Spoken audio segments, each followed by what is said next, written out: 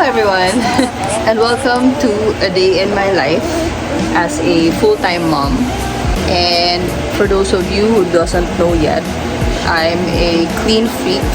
I love doing household chores, and today I will be bringing you along my entire day of oh, may dragonfly, wait.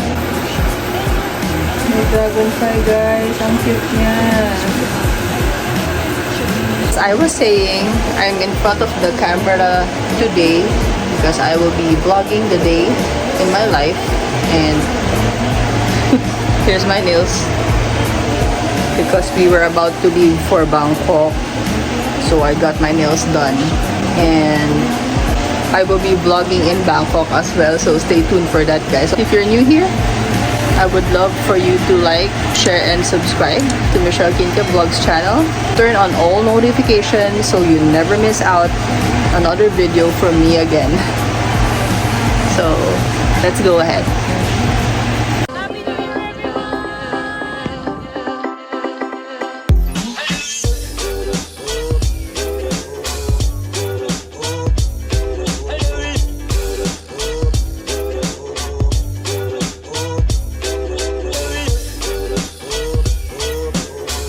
If you haven't been following me on Instagram yet, what are you doing? Follow me on my Instagram. This is my Instagram account. I am posting more often there on my IG stories of what I do every day inside our home. We are draining the water tank of our deep well. So enough ko to kanina. Ngayon, i-on natin.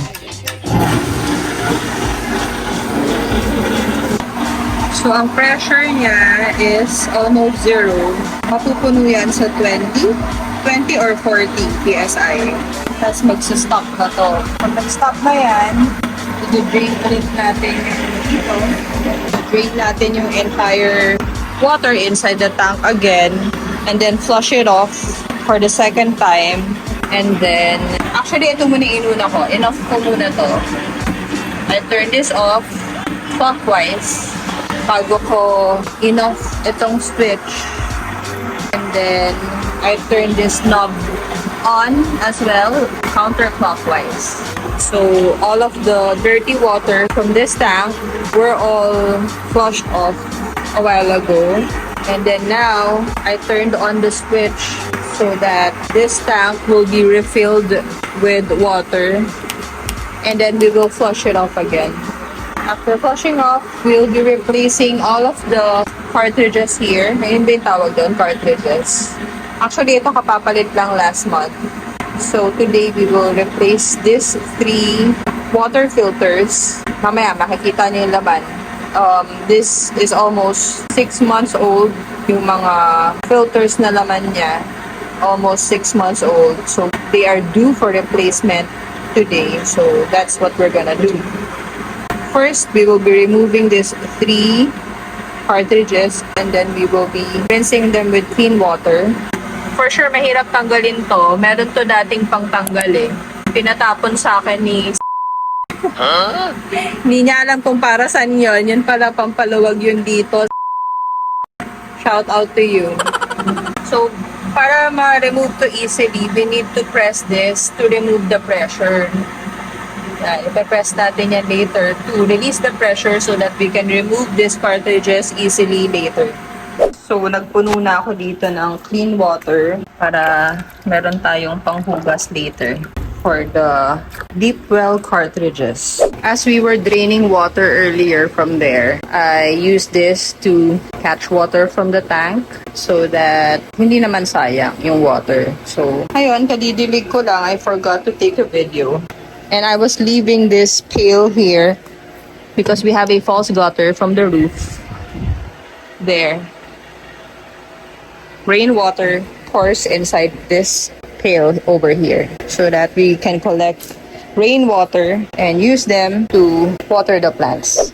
As you can see, a while ago, the pressure is over here. And now we're going on 30. I think it's gonna stop on the 40th. 40 PSI. So the motor pump had already stopped running. So we will do what we did first thing earlier. After switching that off, we'll be turning this knob and turn it on again. Ayan o. Diba? Flushing for the second time.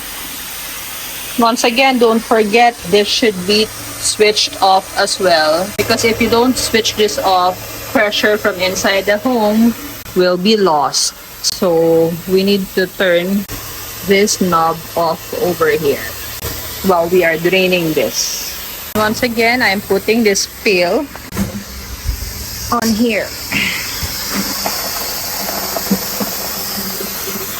Fill it up so that we can water the rest of the plants from our garden. Ayan, ubos na yung laman niya. And then, turn on the switch again.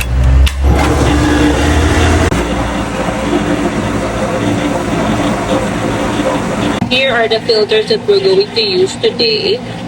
This is the first step. This is the yard sediment filter cartridge. And this will get rid of the dirt from the water. This one's the second one. We are not going to use the one for the potable water kasi hindi naman natin inumin to eh. This cartridge should be installed with a gasket at the top of the unit.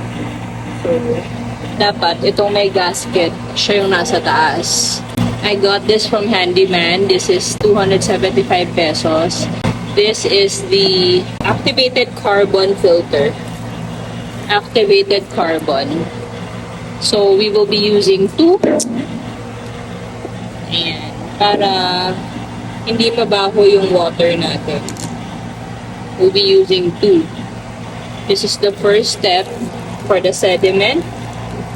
And 2 pieces of activated carbon for getting rid of the bad smell from our deep well water.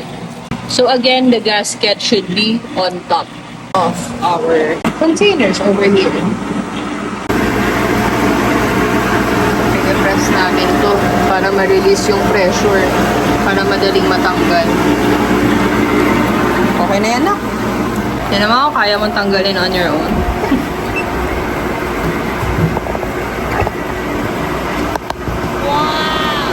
Tayo na yung huling nagkabit niyan eh, kaya madali na siyang tanggalin ngayon.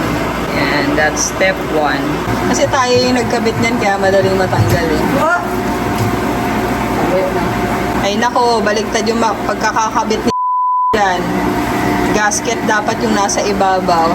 Nakakainis. Baliktad yung pagkaka-install. Kasi diba, it says here, the gasket should be on top. And this one should be at the bottom. Oh no, we're using dirty water all this time. Kasi baliktad. Baliktad oh. Yeah. Siya lang nakakabukas niya. I mean, siya lang okay na, sapat na. Oh, puro baliktad. Ay, nako ka. We'll throw that in the trash bin. Dito dapat na tayo. Oo, mas okay pa nga tayo na dapat nag-install eh. Nagbayad pa ako ng 500 para lang ma-replace eh.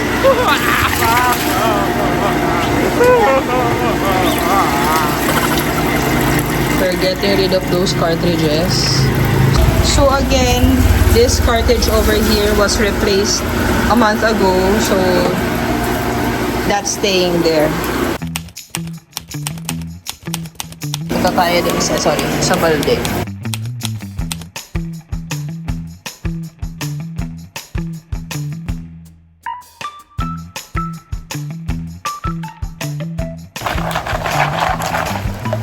Dapat nga, nire-replace din to eh. Ano pa po online. But for now, let's just clean this with soap and water. Sabunin na rin natin ito.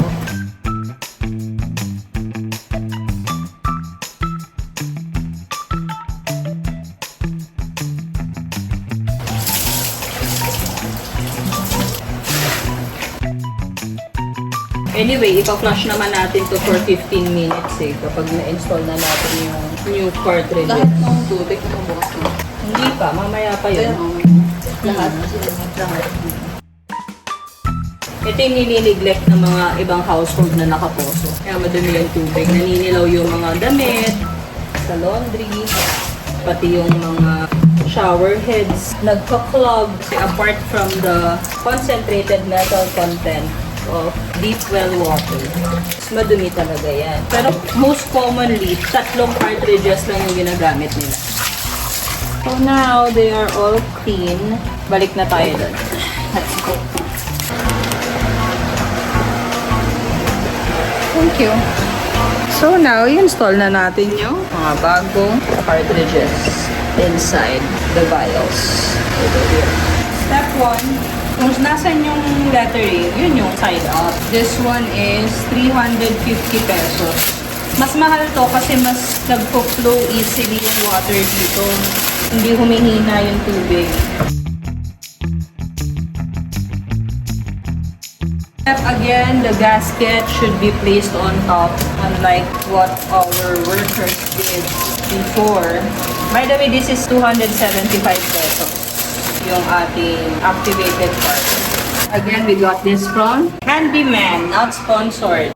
Again, the third one is the activated carbon gasket on top.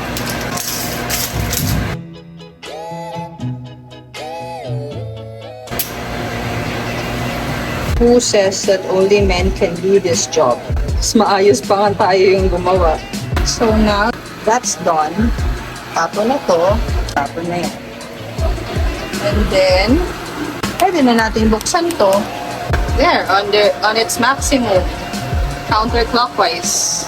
We are switching on all the water faucets.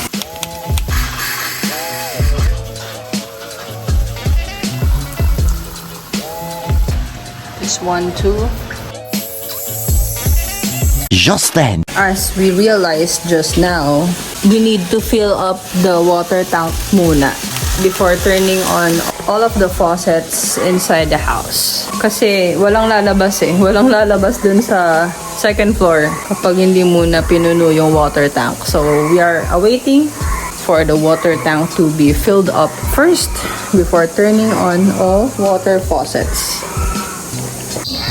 We will just keep this on para every time na ma-empty tong tank, mag-on yung ating motor pump. And then, as you can see, malapit na ulit siyang maubos. Pag na-reach na yung 10 PSI, automatically mag-on ulit yung ating motor pump. Then this tank here will be filled up to the 40th PSI.